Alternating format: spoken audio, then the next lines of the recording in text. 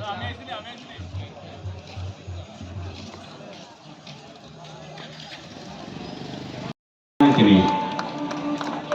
প্রধানমন্ত্রী তিনি অনারেবল শ্রী রামেশ্বর বর্মা সবাইকে জোরে করে তাই চিকনটা তিনি সময়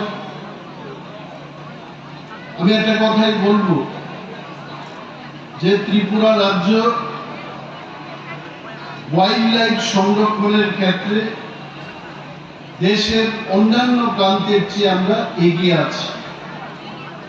তারপরেও এই ছোট্ট একটা আত্মসন্তুষ্টি নিয়ে বসে থাকতে নেই।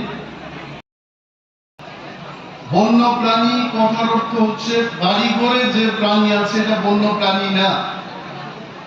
বন্য প্রাণী হচ্ছে বনে যে প্রাণীরা থাকে সেই প্রাণীকে কিভাবে সংরক্ষণ বা সুরক্ষিত করে রাখতে পারে সেই লক্ষ্যেই কিন্তু আজকে আমাদের এই ওয়াইল্ড লাইফ উইক।